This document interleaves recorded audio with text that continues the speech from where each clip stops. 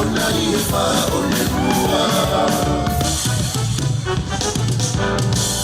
E pua kaloni o e maka o koanu sina moni o roto ni iafu. Na e kofu kofu roto ai o e hea ai ai wela makaria hewa. Ufi ufi mai ki kou mahutura o pea lo te melangi tu o te au. I mai re fihi o ma te karu o e wa o kuolo I he mai o te rea. Whangai upe la ake tō, ai koe te simosi e mero. Like vai e o tu wheneni te, miri miri e tonga kotoa te. Ukula umea e I fomo e hake, rolo kiri e kakala la mea.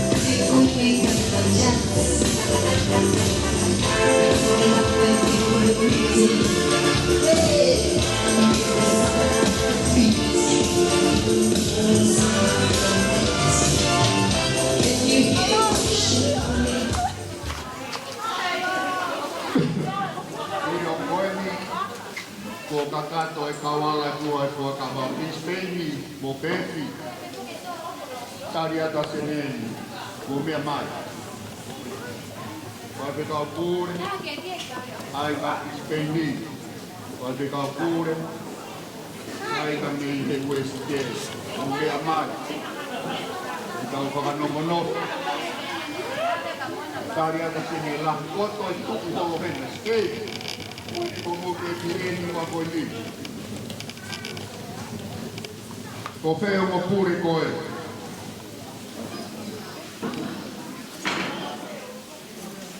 Mō mai ka tau nita no no. Ko koni where ni si. Mō mea ke tau o ki tonga. Ko toi o tuhora ka pāka mō mai ki taria ka senge. Au whai te kau pālot. Au whakapopong. Mō mea mai koe te piri e ki pāma.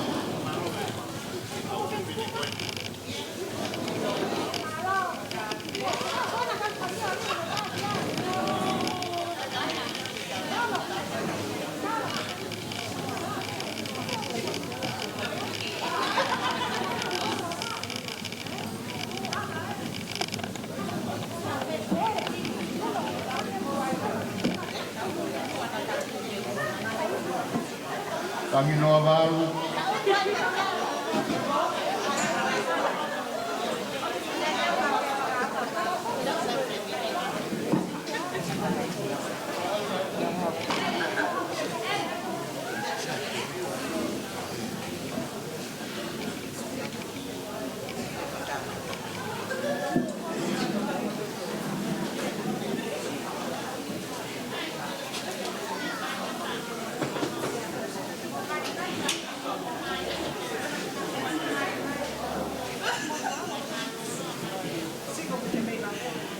Manu vea tupu ke mau koe kai te kau sai loa mege ke mea hake ki urunga ki he.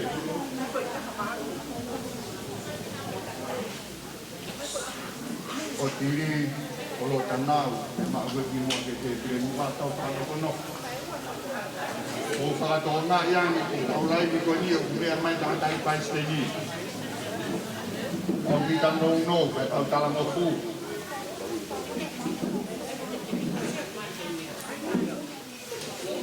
O whea si whae mo au hia mo mea me ki Steili.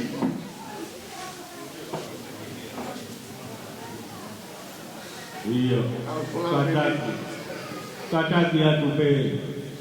Ko whe kau whae ke kau palo te vai konua migatoria, hoi ko kakuponga. Na tau heni he toko naki, ko ston ke mau heni ki mau toro. Kau palo te vai konua migatoria, kau kakuponga, Pagawin ang pao ng may kama. Mokeni, tao si fai kama. Ay ini ang mahunga ng mahugin. Oh my God, ito ay yung mahungaya itay na kain na. Tao si fai kama. O te sima kito no kwa tayo to ay. Alu ke tau mea ke tau hito ko tau tapuna.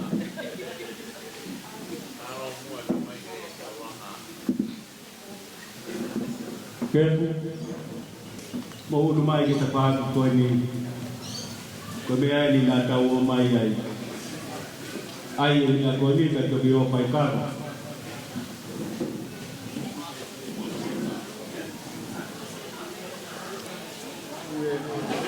Pai ke tau sea kon televisi ke tau pai ke tau parot.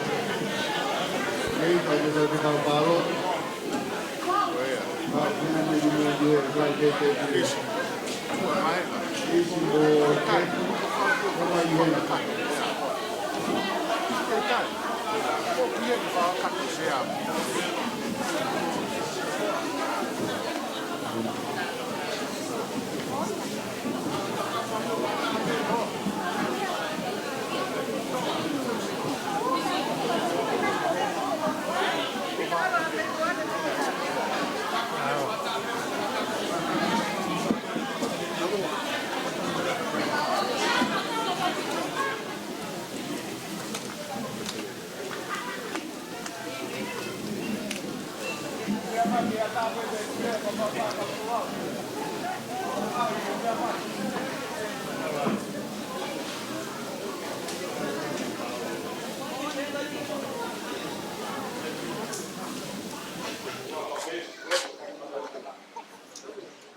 Tau whamalo ko toa te ke o pae o tua. Koe lua. E hanga o rere e tini o tu kapas. Ka tōtō kaki mai e tau sononga. Nā tau si tua me he tau kone hiriange. Alwa lurunga. Ia rike o senge tai loa, e anga whewhe hono kagahoko. Ko te tai ki langi tau potu, e whai mea ola me loto tau hamai. Ko obi i tau tolu ke tau whakatahtahi api o lotu.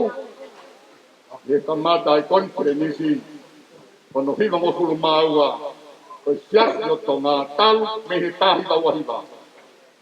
Tau whawhetai ki o tu o mafi. Anga tai ki pūre, tau whai whika pūre, i maulawa.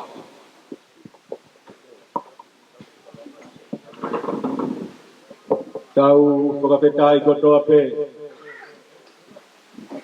Ki he o tua mafi mafi. Whai ho tau tāki e kina. Pea tau holo taula he whanga aku maha. O hange koe langelea. Nā tau i heni pea tau tutuk. Pea tohi ono aho mo ono mahin. Pea tō whaki kakau e tau kolau. Pea tau holo taula he aho mo ono mahuing. O ka tāpu ki he awhio ai o tua i ono awhio anga. O ka tāpu atu ki he tangata i ki Palestini. Kai uma katoa ki Kirikani. Kinuku alo fatong. Pagkatapwa tugi tengah daik parestedi malolo gi ate uloa. Pegi payanga konfelenis. I Amerika. Hapa ia hake. Kayo mamau. Kayo mai funga fonua. Malogo gelau Maria sias pakola tukola. Hoegi talasit. Oi fungabakai sias yotonga. Kayo mai hoegi palot. Hoegi fangabofong. Kaya mo kai ngalot o sias yotonga. Kua daw fangataha ki fanongo lelei. New South Wales, Australia. Tekai ke tau kamata o ku whakahoko atu ai polo kalama ai pule te amoe vai whanua o New South Wales o kua nau tolu ai whakalele ai konferenisi o uanoa ua o kua stu i atu ia teki mau tolu ho mau ngahi whatongia lea kamata pongi pongi o whai ki he whalaite entertainment lo tutu mui e polo kalama koe mea whakamata hoa haolea whikau ke tangutu ki lala koe tau polo kalama ai o stufa atuia o kuia i e kau ahi mai ki whanongo lelei te uto elea a pongi pongi koe konfenisi e ni asi o tonga o ku kehe moha toi whelongo a anga birthday Mari, te moha toi katoa ngange, kehe, katoa ngai ni asi o tonga. O kui kai ke ngofua ha mau tapaka he eria koe ni. O kui kai pie mau ha tangata o kuhua kawaia. Whakahu mai e olo kaholo, ki he eria tapawhao e api koe ni. O si ai e kau tangata hen, o kunau hanga toko ngā i e tapaa ki koe ia. Kau whakataha, koe whakataha pongpongi o kuwhai he malu. Tutuni ataha dai pasten siasi o tonga. O kui kai hange koe tulu ane e piapi. Tahataha e pongi ni, ki kai asi hataha i wharelot. Koe valu a pongi. Kakate konfenis kagato vai whanua tolu. Saione, whakangongo ke tanga dai pasten i. Whetain, awa mai ai koe tau kamatai. O whaatu au pieto ki sailoam. Maloho no matua i e ahoni. Uongo i kumalawe ho tau loto i e keres whaifio a eiki ku whai ho tau ua i levele vai lea kau tatauat.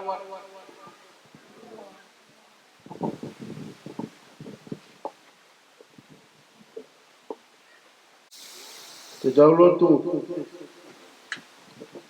e o tua mafu Kukoi koe mautamai, koe mautamai whahewa ni ai a whiona. Makapa hua whama oni he au whakakoro aku mau i ai. Tō aho mau loto, fia e mau maui, koe whai mea ola kua whai e a whiona. Amanaki e ai wai, kua whakahoko nerei e ho a whio. Ai, na e talaki me he tau kua mau situa me ai, te mau toi whakataha pe ki he wai whanua au sene. Nā ke e ki waka, i he ngahi wholau mai he hala pule a ngā. Nā ke e ki waka, i he wholau mai nei whai mai i he ea. Nā ke a whio, i he pule o i wahe whanua o sene, mo e te waki, ai katoanga, ai whatahataha mai, koe uhi koe konwet nisi ai sasi. Tō aho mauloto he whakaofo aho a whio. Ko haha mau totonu ha mau lelei ke mau talatu ki he a whiona. Koe mau amanaki na e whakatoka he wā i halaka na e whonu e whiri moi koe ngataa. Ka koe mau katoa ki he api ko whanongo lelei. O ku mau plea ai, o ku lelei pe ai whanonga pia moe a whiona. O ku pehefa u e mau kau pia moho a whio. Ko ke whai kunai, ai amanaki ai vai, ku hai ai haloto kai whia. Hange koe ia ku ho mau tāke kina he whia koe. O ku whai hono whakatūtū pia moho no whakapolo kalamai, o i wike ku mau kamatani e kamai. Kau ku whakatoka be ia toku atu ke he toku ku mafi o ea Fiona. Ko i mau whelo waki he mau i neo, o tau moloto i whukahe mahe punua o sene. Ka ku ke kei omi beha malohi, ke ak mau tolu ku kei mau i ke mau hoko atu e whato mea. E ia o ke he e hoko mai ka tek mau tolu. Ka koe aho e mohono o ti, ai nia mau whanonga ia e api ko whanonga lele i. Kei lau maari e tangata e ki, ai saspako bea moho e ki. Pai tāpu e kina katoa ki whanau lele mo haa bata pure. Koroa o e mawausia ai hoa pia mo e aho ku mau iai. Malo ku kei whanau maari e toko ni sea o e konpere ni si hewa e konua o Australia. Mana tua pia sione e sei lamulo me ho kokoa. Ko e aho pia mo e kua ngā kua tutu unia. Ai nia ku mau kuhingai e mau whakatahataha. Kua ki mua e tamai haili malo. Ke whai ake whato ngia he ku mawhatu ki tuki ane whau. Maro ku whai tāpua ke le e pure o sene. O whai akuila he whato ngia pia moe laka ngā. O ku mau whakamo oni atu, ka mau ka mama o mei he a Fiona. Kai au pito te mau momo i la maha mea.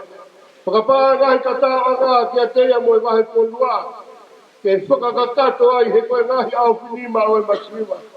Malo ku lau maari e pure o pe fi he aho ku mau iai. Whawheta, ko ki mau tolu ko kau nima ngā hu e pe ia he sino ha mai o he a Fiona. Malo ku maru e kau sigeri tari ka umaa e kau tau hipa anga.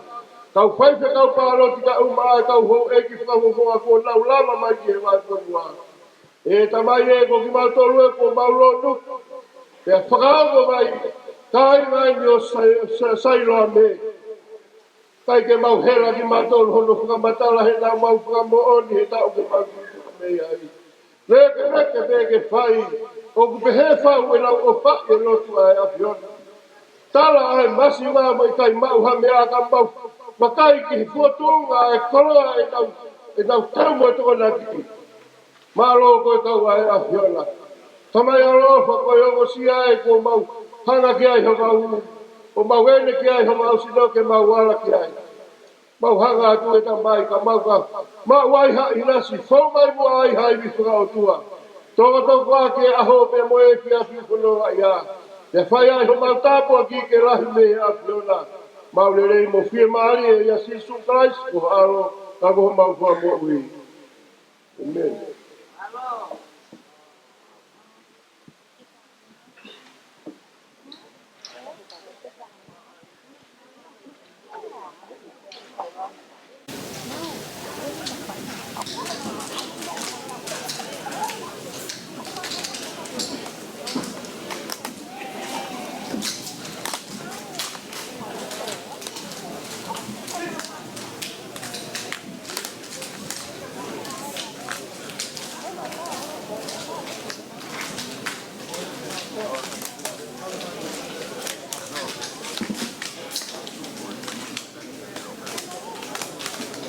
Tapa ke holo mo ki de te tire ko ya ke ya ta. E ya mere mo noma.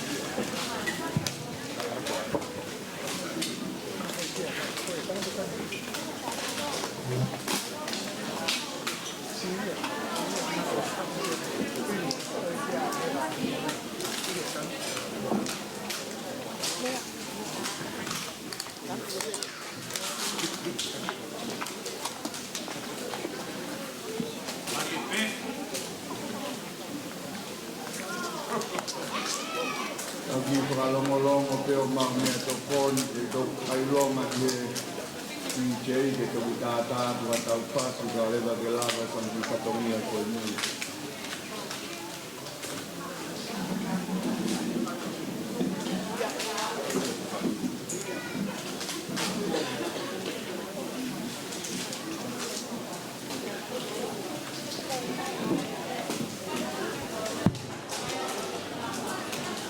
Whakatoka ngā tupe, ngā mōpehe, ko ngā upehetire koe ni i laro pare koe ni o e holo, ngā mōpehe ko ngā kaukolopola mōre, i kai, ko kaukolopola ilo o hange koe na ulawe atu ki mua.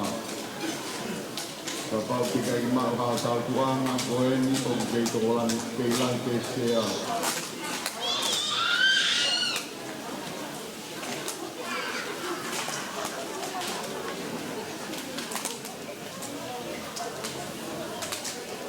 O ku whakatiki ni po ki a mamani ku ko whea no wahe o kulahi taha. Ke ko kāreri, ke ko sailoa, me ke a pehere, wahe kau whato tolo, whara te ia i nilahi. Ko sailoa men. Ke tau toki ha uen ki ha tūnga tālu i pau ki a se rian, ke tai o wau taha, o katau e a toki he i wāno. Ko tau tio e ni ki a tari o ulere mo e holo. Ka whāke holo.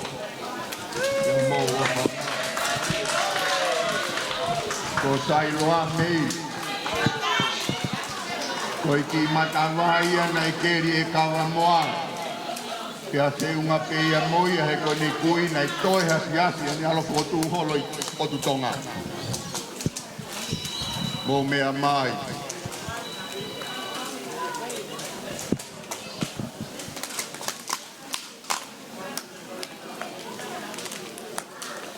Kia nei kore mai peia e kawa moala ko sailoa mei he kake toi hoa ia mahata. O ku pati toko taha pe a sailoa mei.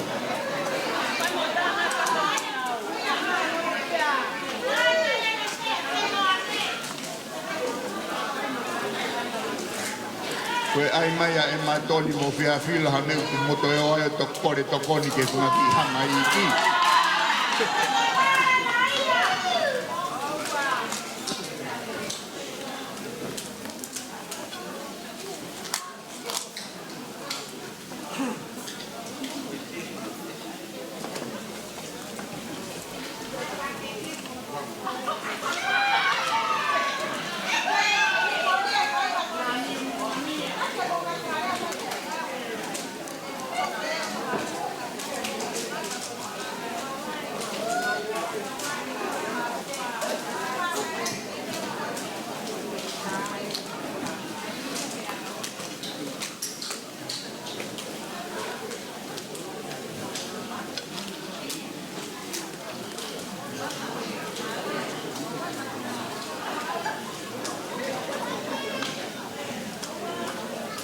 Mo ilo le rei pe ki kai ke whakahoko ate tau polo kalama ka tau. Toki hoko ke tau o ngorea. Hange koe mea koe nana e lawe kia i mea kia e whai whekau to honi sea. Mo ofa mui e tau polo kalama ku osi o atu ho mo ngahi inas.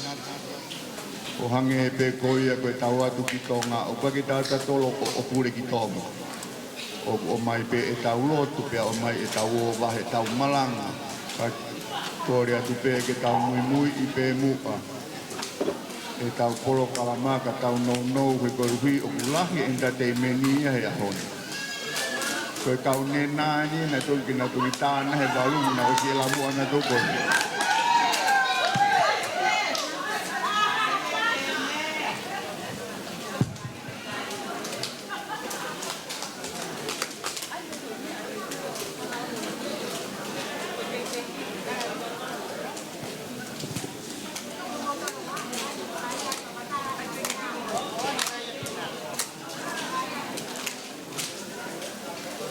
Toki o ne nā whakahoa a ngahi te ngatahu.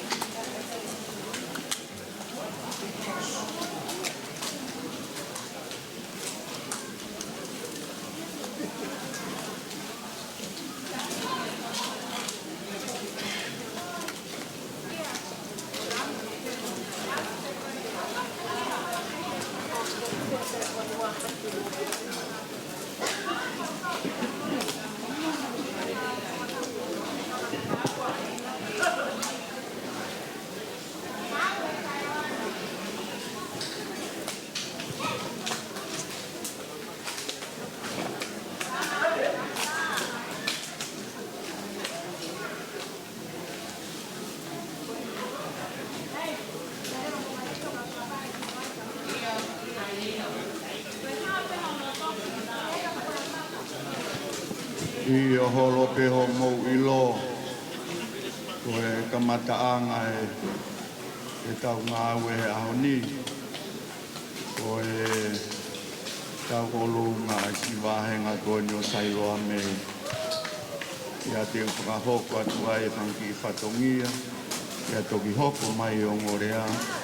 Ia tau toki tātā whasi ai pe mo tau ki e whia. Moana ko pētahi ne tālu ngā whai mo tuku mai ki loto.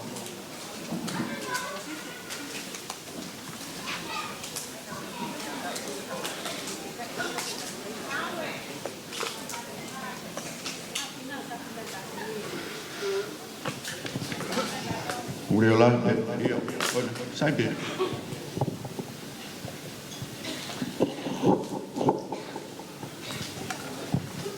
Moana mau daitariata.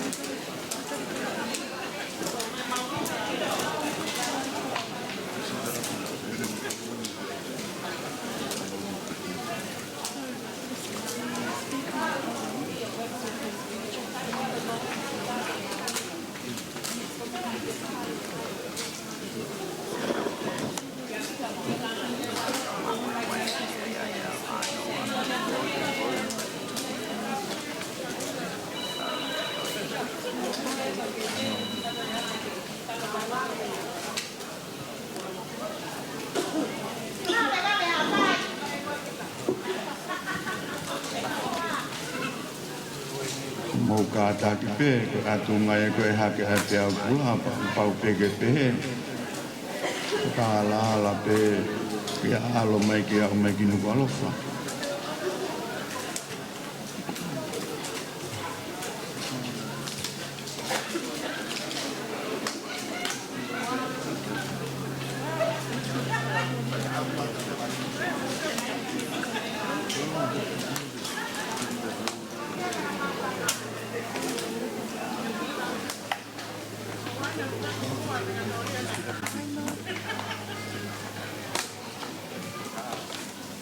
Ko kore whakamore atu pēki he kau amatu ai lotu kau mai kau tangata eki kai ha whakawhotung ko kuhange ngari furihi ko kutau tui ko e pēa au taha o taimi ko kune vai tua ki tau tolu pēa hange tau hiki kau i kai. Tau alu pe mo ta au o taimi. Ke guhunuki mai he wholofola o ku aho pe ia mohono te kōni. O kau kore. E whakapuat. E tangata i Palestini, o si asio tonga. Kapua atu ke Palestini malolo. Kapua atu ke sekeritari pure. Hai umai kau pure kotoa o ngahi wahe whonua. Kapua atu ke kau talasiti o si asi. Ho egi whakafofong. Kai umai si matu o whakapaya. Kau whai te kau pāloti o e lotu. Koe kamatai ni tau poro kalama o e ahoni. O ku whakawahe siasi o sailoa me. Koe whai te kau wahe ngā. Te vita tau tai o re pō. Pia moa moana tau o re pō. Koe teki teki tahi ne tālunga koe pāngai taha mano.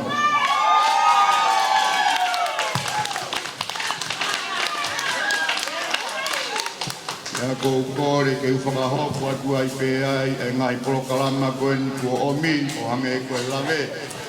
Hai hanori riu koe ngata anga pe ai poi poi lai mama kua omi. O wihen ai pola more a tangata ai ki Palestini o siasi o tonga. Koe tā lo fit. Ui pulo atu lo fitu katoa nga pia mono pulu pulu. Pia kua whakateki teki e sailoa mea ki e panga tolu afe.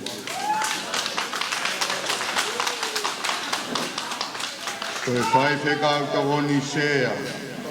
Koe koni wherenis. Koe koni tineni ti lahi o Australia sione e seila vulo. Iai hono kau polopola pia moe pulu pulu. Ia moe pāngai wafe.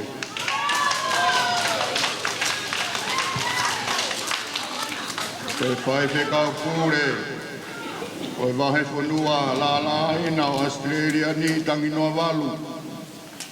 Koe ne pola moe teki teki koe pāngai tahawhe.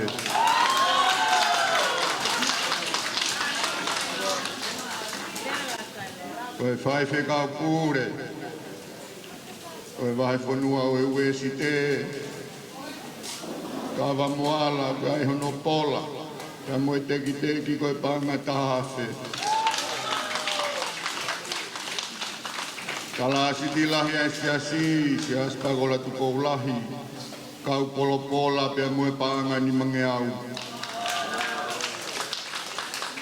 Kala siti lahi, maasi whinau, iai hono kau polo pola. Mono teki teki koe pāngai ni mange au. Whai whekau wahenga o e matoni. O kua manaki kene pelula mai hi whatongia pia moe la kanga. Mo se si hakalo koe kau polo pola moe pāngai ni mange au. Whai whekau e api ko mola ea, manu e atu. Wai hono kau kolokola, mo e pānga ni mangea. O ko kore wha more more atu ke ngai vai whanua i mamani katoa mo me a mai. Kore wha more more atu. E ngahi mea koe ni, o kulota ma whana pe ki matu a koe ni ke whakaha pe hona uiwi. Pea ku tau pasi nini, o hange koe lea, ke te uke nau pat, ai whare whiki taki, kai si whakamawahe, ai ki whanau ke onge na woko o hari vai koe na. Me ngata ngai, kai ai haha lo whia, i si aso sailo me, koe ngata ngai. Pai whai e tau o ngā, e werewa e malanga, ka tau pasi rima, mo tā mai hui pastauna. Ko whea una ki hatu la whāra.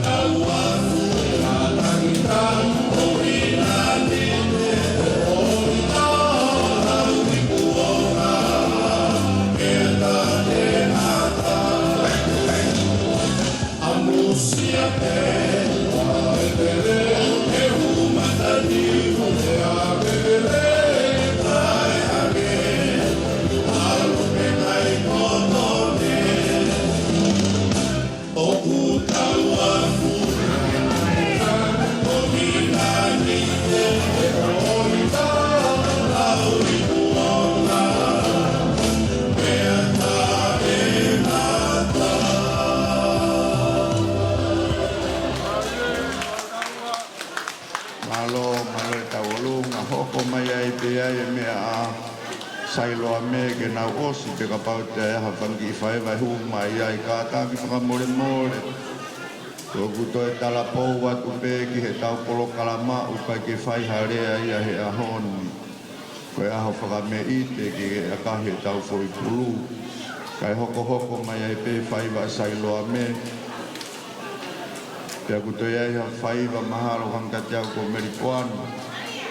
O mai pia mo ai ho mo lo toke rei tau fe ofo o fan koe koni pere misi eni a Australia koe kontineni mo manatu i mau pe na e ave kau whakalotu me heni ki tong o kuta ngā ria ke tau mai o fe fusi a ki heni pia ko toke tā moritoni na e alu me Australia ni me sene o ririu a toi kapu. Whapalangi ke he whangatonga pia kou kore atu. O te ke puha ko ke rea ko mari mai pia ui au whiawhia sene ni. Te tau toki lea a pongi pongo. A tau polo kalama entertainment be he fuoloa me a kau nena o tari he kona tol o kutapuni. Ia koia pe whakamanatu atu pe alunga ho tau aho. Kai ke ama ke hau kōrea kai kaila. Kai ke fie hata haida. Tā e tau whaiwa a tau toke tau fie mo tau whakameite. Hoko mai e mea sailoa me e lere a sailoa me e nau mea ke osi. Ia ka pau e hoko mai, kore atu pe ko koe hoko mai, whai mo ke whaari mai ke skeitari, o e ai ke fu mea fu olo e kau tātai kwai whakau pūre. Mo ilo i tau ngā ue, tau kilo holo ke tawhaki. O kua e kau tangata eiki pūre, o ku nau mea i olungu. O e ai ke tau to e tari, kai kua koni seti e ni mo manatu, i koe koni wherenisi kakato e ni. Na mo manatu e taofi e son toa e whangi whaiwa. Lo tonga pene e re taofi koe ngā koe tō ohi.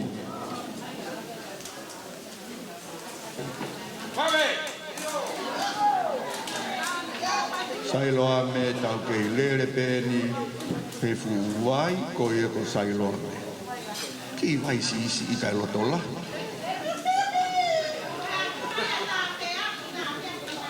Koku toki whanonga koe niha tari peheni a Siherian i seneni. Koe nau puaka e ono nima.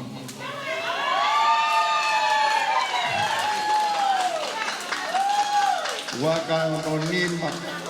Pua pumala e whanoa mo tangai uwhi hongo furu.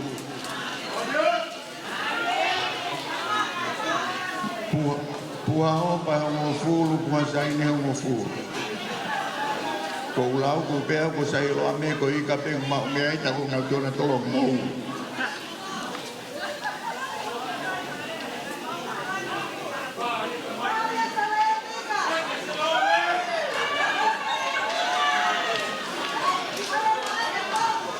Tangata e ki e tokonsea ke tamasiko ni loto ko e ko sone etik.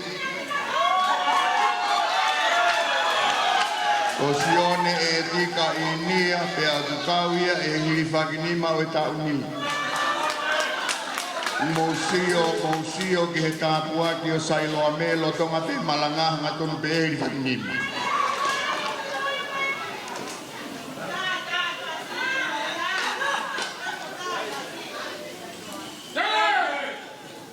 Ia e mwe kau malanga hoko na e whakahoko e makuata me i siasko ni.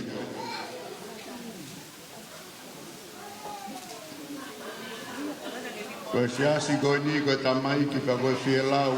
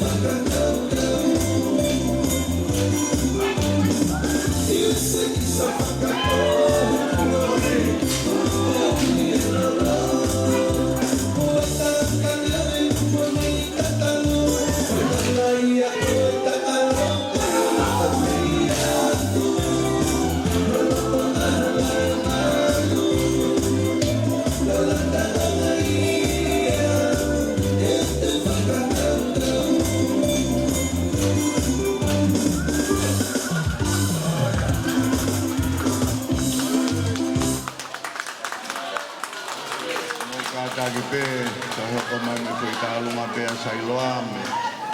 Kau fai fe kau pure. Koe tamayo e konsone etika. Inia na matogi laure son pe ania fe sapatu. Ya nilau e mati wahenima. Mati wahenima. Pea ihe ne mamata ki he kakai toko lahi nai aluha ki e ki he mo ngā pea rea ia o pehe ki ne ka wā ko ngā. Monu ia e ngā vai vai o mou tolu e pure anga o e langi. Monu ia sailoa me kunau. Pai ke ulau ia pene anga whewhe mahalo nei sai lotu mai a kawa moala me i pewi. Peanga whewhe humu mai e tangata malanga o huri whakinima. So ne ti ka koe tala monu atu. Ia te koe a pongi pongi kai hoko hoko mai tau mea ai peke tau whiewhia pe. Oua te mou ingo ingo mo mou ta fulu. Koe fu wheohi anga ni ai lotu. Ia koe tau tālunga hoko koe ki o whewhineni. O sione etik, ai tamasi koe ni kua manak ke iri whakinima.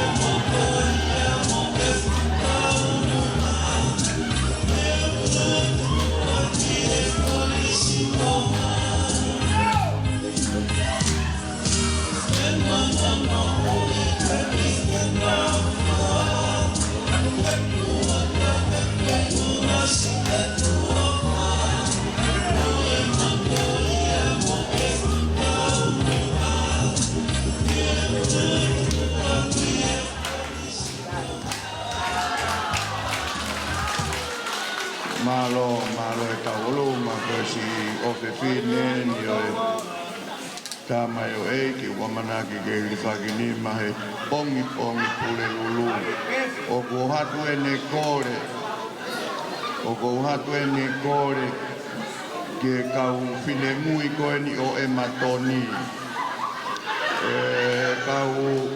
kau nena mo ki ka taki mua whanongo mai i ka i ke mo ki ka taki mua ki mawahi ke ta whaaki ko hi o ku whai e mā ulu i a sailoame koe nau tātu kui pia te nau ngawe ake usea koe na mo ka taki pe mo pe atu ie ke lori askrimi mui o ku koe askrimi mo ki whakamoko kai si tā e mā ulu a sailoame pia koe osi a sailoame koe kore atu o ko whe mā o e taimi ke owa to e tāri koe kau pūre o ku nawi mu ko koe pe ku hoko ha whaiva e kai ke toi whakangata i ka tau ka lere ke walu he poni koe tō atu ko koe pe ku wai ha whaiva ke hau hu mai ko si tātu kue ni kau pūre ai whanau me si asio sailoa me nau si ahoi ane po ai teu ai keina nga anga mai te pile ilo ai koni freni se si asio tonga ko mau ngalu tuku e tuku pe ke mau fola haka whakakakatoa ke whatongi a pia moe lakana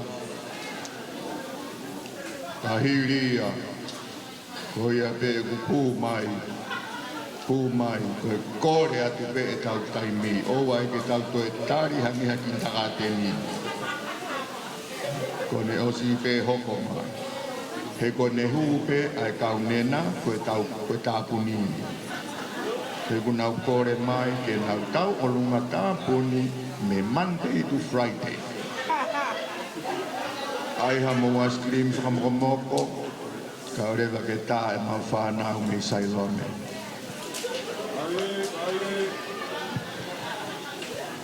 koe toi whakamanatu atu pe sene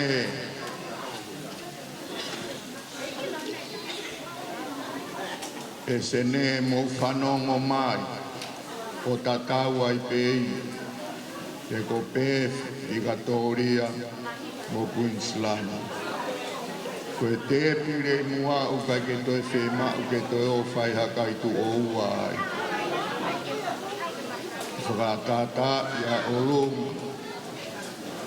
koe uhi koe tau te pire ko ia ha uhi ki ngā wā o whai lalo o wa te ke toi kakaki olunga ko moana pe ia kure ki olunga o kai ko a aenia o ku tau whenga ke tau whaka o fiofi mau pe ke konferenisia siasio tonga o ku ikai ke toi alu hataha o toi kaitu o wa e te pire ilu ai palestini pia neongo ke tau whai whekau to koni sea ka koe whakafofonga o kai toi ke heia mo ko wana se nyari koe Australia ni koe whakafofonga i e kuini o Britania whakamanatua tu pēna whai ku ke siofi ke alu ke mua o ku ikai toi whai ha kaitu o wa e te pire i olunga pia ko o whape o ku ongore leia tu pē pia ku mahino pē ia ku where a mea kai lalon koe mea kai pē ke mau i laloni mau pē olunga kai ke nau toi ke a koe ia ka tau hua e rewa ki he whanau me sailoa me tuku pē ke mau wholahaka whakaosi ko mau aho whakameite tāponi ahoni alu e toe afe mai a whe puhai puakala mau tāu a whi mau a kahi foi pulu hanga te evita tau tai o a kahi foi pulu ka mau mai o kakau a te mamaua koia tawalu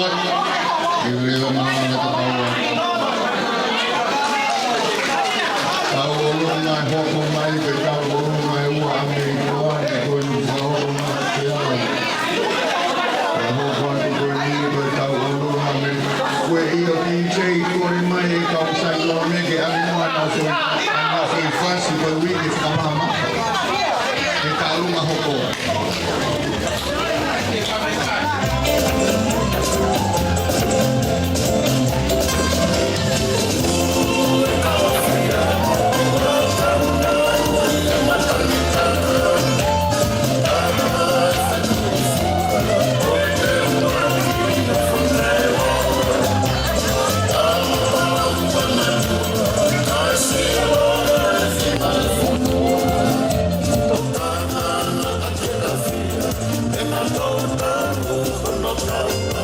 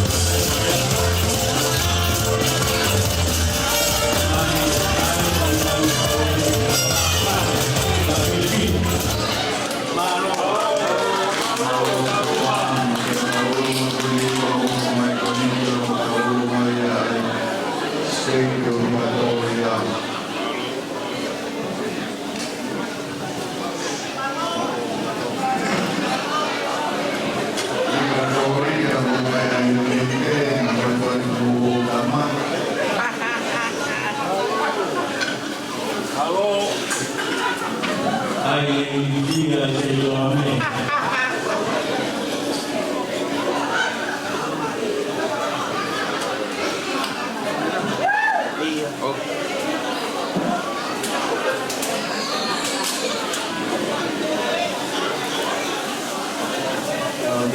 Dari bersama buat beri bawa kahan lalu saya tidak menahan.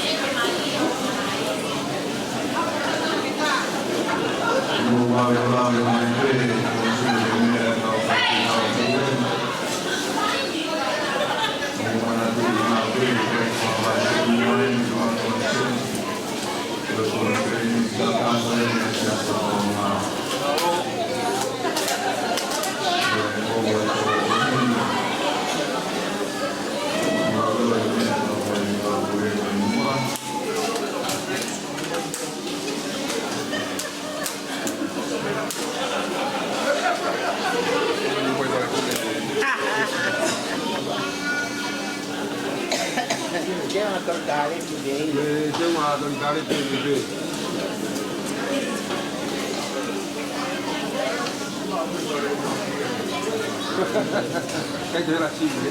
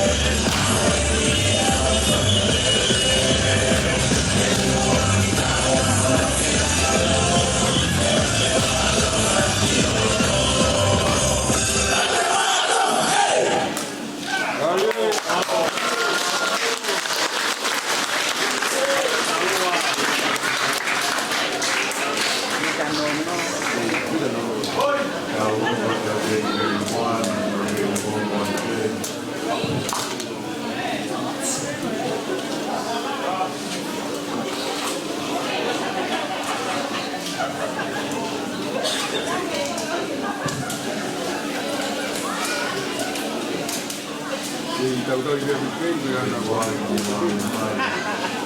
Mà xây những cái một bộ lão là cái đó rồi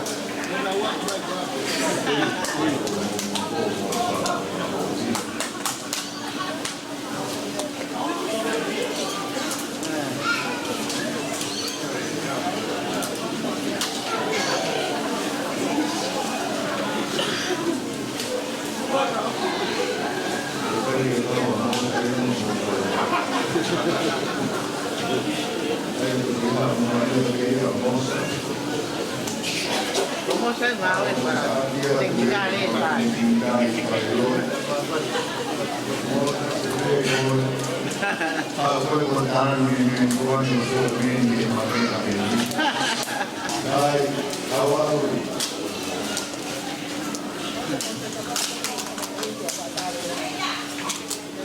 Vale.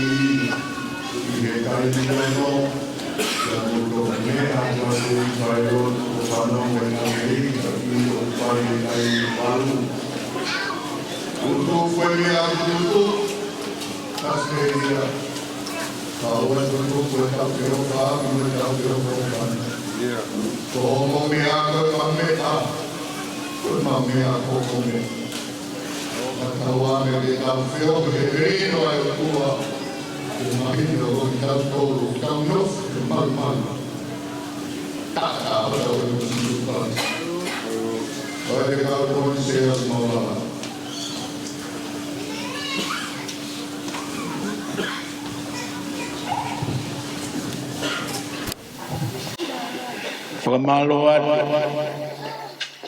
wikaya hale ai moua, whatataua ki ahono mahuinga, ai ahona e whakamohe me ulu, ke kamatai e whakatao ni hui wango fulu maua, o siasi o tonga i he vai whanua o Australia. Hange koe mua ki lea, i e kamataanga o e whakatahangani, nai whai e mātuku i he tauku o situa, kai si o e kamataanga o e tauru. Pea neonga kua ufi ufi ki tau tolu, e fu mahagi whakauha, ka kuilo hea a lea, kua whai he o tua ho tau whakakoloa. Pea kua taua uki e ahoni kohono kamataanga, pea kua tau mata ai tokoni pea moe ofa e o tua, talu me he kamataanga. Uki kai ale ai moua, e kai ngā lotu, o Sailoami. Ke tangata e kwhai whakau, kai umasione e tika, Mo tahi ne go finau. Ya mo si ki kai ngalotu. O ku hana tolu e ngosia o e fia fini. Pea kui kai ko ha mea fōu ke tau ofo. Ko e huri o ea kau kua tahi. Kua whai hono unu. O mai ke o tu mulini. Pea kamatai a e kawa moala. I he tau kua situ. Pea koe kamata ngai a o e whakataha o e tau koe. I he tau tō tātu ki tonga eiki. O kua me pūre o tonga eiki. O taritari ki tau tōna. Pea koe tau lele atu pe koe ki nuku alofa. O ku nau taritari mai. O hange koe hou a koe ni o ku tau iai. Koe lea ia kau tangata eiki. O eiki whakataha. Koe tau kamata, o ku tau kamata he mamaha. Pea tau lue ai ki he loto. Pea tau tō atu ki he moana. Koe whakatotu i ai koni whalenisi o e tau konoa. Pea i e ahoni, o ku kehe ia. Koe tau ni, o ku tau hifo pe ki he loto moana. Pea ku o tā e seilo ame ua whi. E whaunga, kua hiki ki olunga e olu e ngahi matapa. Kai haere mai e tui e koloria. Pea kou whakametai atu, malo e ngau. Kai ahale ai e katau aku. I koe ni, ki nauhanga whaka fua. A kamakanga e mawha tuki. O e puhaka puha e fuaka wao e tau koe. Ko tō whoki a mi katoria. O kui ai ho mau wahenga ngā ue ko Griffith tō i ai New South Wales. Nau whakau ngongo ange ki mi katoria. Ko si o ke whakau ngongo ange a sailoa mei a ki mi katoria whinau. Whinau ko ho bea mai peau malo e maukoloa. Kau whakahu e au he whakataha. Malo koe koloa ia kua tō. Ke tau lotu. E o tua mafi la. Koe mau tamai talu mei mua e awhiona. O kuke awhio anga. Pe aku tala he langi o ku mafola. Moe universi. Ai tāpuha e awhiona ia. O kui kai peke toi ai hato e taha, hato e o tua, ko koe pe talu mei mua e a whiona. O ku toa pe a whonu ho mau loto i he fia. Ke mau tue pe a mau tala ngā ue, he lelei kua whaiagi ho mau whakakoloa. He koe ahoni nai whai Pea nai tohi pea hiki e mau whanonga he koe koto vai. Ko haina ne lave i loa. E hoko e fiafio hiwai aho e ni mau e mahina. Ke mau holo taula ai iha taulanga o kunonga. Tō ai ho mau loto. He toagi, he tauhi ke tuagi whalelei kua whai e he afiona. Tui ho mau loto, ka pauna hiki tatau ka tongi tuha, ke he fia o ku maui ai. Kai mari e ku kei vilingi ai fuka e tauhi lelei, i whanongo lelei. Pia mau whakamooni ai, e ofa mo e tauhi ai a fiona. Malo ku kei, lau mari e pea sias pakola tupola. Malu pea o tili pea mo e whanau a hou e. Alo au pito ku malu pea katoa. Hawa ki ngahi a hou pea mohono ngahi whatongia. E iki malo ku malu pe ai pule o pefi. Keheki he pule o Queensland. Malo au pito ku malu pe pule o New South Wales. Kau whaiwhe kau palot, kau mai hoe ki whakawhawhok. Malo au pito ku malu pesi kau wholau. O ku nau moi mai, koe tokoni ki e kauhala o e puhai fuakawa. E iki, koe mautangi atu ki he awhiona. Koe wheilau lau eni, a whinau. Kai uma to filau. Ya mo se tuata mo si kai ngau se lo ame. Eigi o kai ke nau mamo. Talu e takonaki, he aho kua holoaki. Fau mai he uri e pōku o tolona. Pea tala he hahau o e pongi pongi. Ko haiki he, ko haiki he, ko haiki he, ko haiki he. Ka lea mai e kulu e ulu whanua. Te ngape te tauto, ko ia pe te tautu. Tenga pe te tauto, ko ia pe te tautu. Tamai e, kua toho mauinas, ko inasi au e afiona. Ofa ke hoko pa namu kakala, o hange e koe ngau e nai whai e kori niusi. Ko ha mea whakamanatu i e au e afiona. Mea koe o ku whai ki ai e nau haualo wha, mo e nau ngau e, o ku mau masiva ai helele i whakai nofo koe ni. Tamai mafi, ka iai mua hali waka, o whake hoko, koe uni koto tāpuak. I he sina mo e atamai, hulu ano ha tāpuak i maha nau laumari. Tofi e mau e moui, pa whanga agi ki nau tolu, kua nau mau e malohi. Lave ai, mo ki nau tolu, anau tolu e whaki.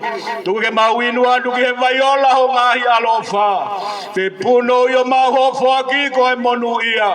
Ia kala isi pe koe alo, ko mau whakamoui. Amen. Malo ko tau whakaikuna, koe whakamanatu atu pe.